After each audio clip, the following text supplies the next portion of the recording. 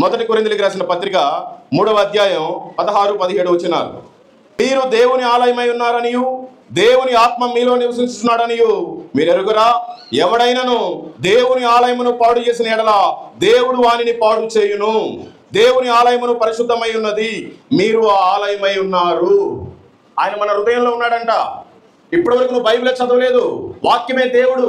మరి నీ హృదయంలో దేవుడు ఉన్నాడా, లేదంటే వేరే దెయ్యం ఏమైనా ఉందా? ఇలా మాట్లాడకూడదేమో. మరి ఇప్పటి వరకు నీ హృదయంలో వాక్యమే లేకపోతే ఎవరున్నారు?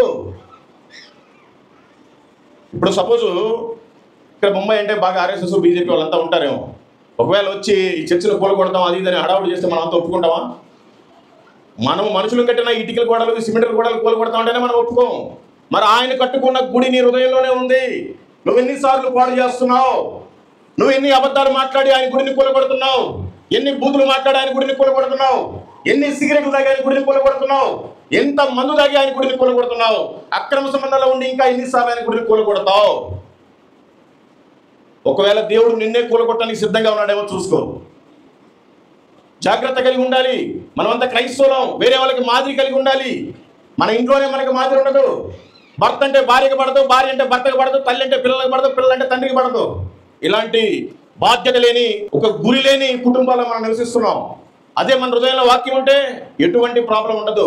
తిన్న కాడికి తిన్నా, ఉన్న కాడికి ఉన్నా, ఎంత లేమి స్థితిలో ఉన్నా ఆ సంతోషమే వేరు, ఆ సమాధానమే వేరు. కాబట్టి దయచేసి మీరంతా వాక్యాన్ని చదవండి, మీ హృదయంలో భద్రపరచుకోండి. సరే, వాక్యాన్ని అంటే చదవబోయారు. అసలు యేసుప్రభుని నమ్మారా మీరు? నేను యేసుప్రభుని నమ్మాను అన్నాడు ఒకసారి చేతులు ఎత్తండి. మీకు అందరికి విచిత్రంగానే ఉంటుంది. ప్రైజ్ గాడ్, మంచిది, అందరూ చేతులు ఎత్తారు. యేసుప్రభు దేవుడు నమ్ముతున్నారు. మీరు నమ్మిన వాళ్ళంతా ఏం చేయాలి? ఒకసారి చదవండి. మార్కు సువార్త 16వ అధ్యాయము 16వ వచనం. నమ్మి బాప్తిసం పొందిన వాడు రక్షింపబడును. నేను బాప్తిసం పొందాను అన్నాడు. ఒకసారి చేతులు ఎత్తండి. సగం మంది ఎత్తారు. మిగతా వాళ్ళు క్రైస్తవులను చెప్పుకోబాకండి. మీ వల్ల కూడా అవమానమే. యేసు ప్రభు నిజమైన దేవుడు అని నీకు తెలుసు. ఆయనను నమ్మకపోతే నీ ప్రయాణం నరకమని కూడా తెలుసు. అయినా ఇంకా నువ్వు నిర్లక్ష్యం చేస్తున్నావు అంటే నువ్వు ఎన్నిసార్లు యేసు ప్రభు వారికి బల్యం పుట్టేస్తున్నావు? బాప్తిసం తీసుకోకపోవడం వల్ల నీకు లాభం ఏంటి? బాప్తిసం తీసుకున్న వాళ్ళంతా చాలా సంతోషంగా ఉన్నారు. మరి నువ్వు ఎందుకు ఇంకా బాప్తిసం తీసుకోవట్లేదు? అంటే నీకు తెలిసి కూడా నువ్వు తప్పు చేస్తున్నావు. ఇంకా దొంగతనం చేస్తే తప్పని తెలుసు, మందు తాగితే తప్పని తెలుసు, వ్యభిచారం చేస్తే తప్పని తెలుసు, అయినా ఇంకా నువ్వు చేస్తున్నట్టే లెక్క.